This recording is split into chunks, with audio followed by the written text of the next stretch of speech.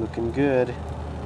Wow, I can't even tell you how happy I am with the performance of this new feed setup, this side feed setup on this Firebox. I mean, take a look at the flame inside. I mean, it couldn't be more beautiful.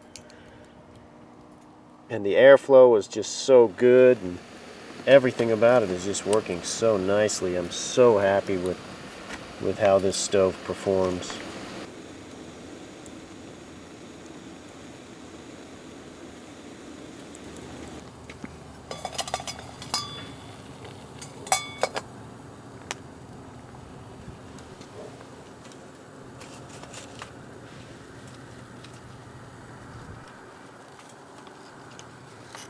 I've got a little bit of a breeze today, so I've got the wind damper up, but these lower holes only serve to stoke the fire. I mean, it's running like a battery-powered fan stove with this little bit of breeze that's coming in here. And if I wanted to turn the temperature down a little bit, all I'd need to do is pull these sticks out, go ahead and just throw them in the fire.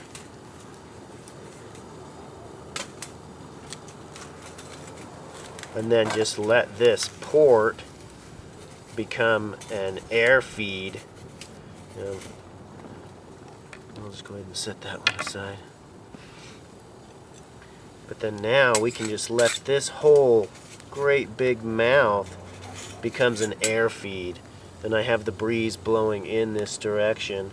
And what you can actually do, I realized yesterday with my testing, is if you can get this push down a little bit, it'll go up over this position pin, and so then you can, I have to be careful because I'm sure it's hot, so let me go ahead and stick my fire stick in the end here, push it down and then pull it, and that allows it to come the rest of the way out. See, and then you have this ramped portion just driving the air into that what is now an air feed.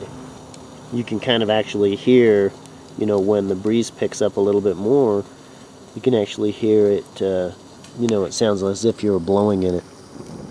That little sounds like a jet engine or something. And it is awesome for blowing into if you ever do need to put a little air into your fire. I mean, it's a great place to do it. Really works nice. You can see that air. It's just a little bit of a breeze, but it's just enough to just oxygenate those hot coals and make them actually very, very, very hot.